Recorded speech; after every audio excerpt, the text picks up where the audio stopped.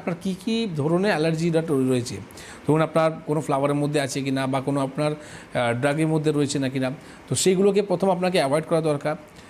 Second number আপনার কী তো করা দরকার রয়েছে, সেকেন্ড নাম্বার হচ্ছে যখন আপনার অ্যালার্জিটা আসছে পার্টিকুলার সেই জায়গা উপরে আপনি কী করবেন, অ্যাপেলের জুস, ঠিক না, অ্যাপেলের জুসটাকে কী করবেন আপনি ওই অ্যালার্জি উপরে লাগিয়ে রাখুন প্রায় আধ ঘন্টা ধরুন।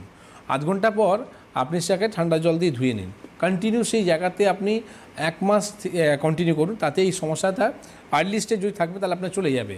কিন্তু দীর্ঘদিন যদি রয়ে যায়, যেরকম আজকে আমি একটা আপনাকে বাইট দেখাবো একটা পেশেন্টে, সে নাকি দেড় থেকে 2 বছর ধরে এই সমস্যা নিয়ে সাফারিং করছিল, আর অনেক মেডিসিন অনেক ডাক্তারকে দেখিয়েছে, তারপরেও কিন্তু উনি ভালো হতে পারেননি। মাত্র আমার 15 ডেজ মেডিসিন নেওয়ার পরই কিন্তু উনি আজকে সুস্থ আছেন। তো আমি তো কোনো রকম ম্যাজিক করলাম না, আমি কি করলাম পার্টিকুলার ওনার কী প্রবলেমের জন্য অ্যালার্জিটা হচ্ছিল সেখানে আমরা আপনার গার্ডওয়াল করলাম, তার সাথে সাথে কী করলে ভালো হবে সেটা প্রিকশন দেওয়া হলো, আর কিছু মেডিকেশন দেওয়ার পরই কিন্তু 15 দিনের মধ্যে উনি আজকে সুস্থ আছেন।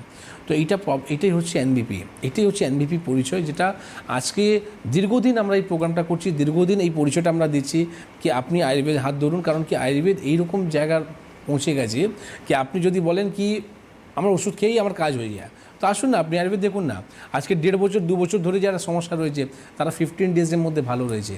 তো এটাই হচ্ছে আয়ুর্বেদ, এটা হচ্ছে অ্যাডভান্স আয়ুর্বেদ। একদম।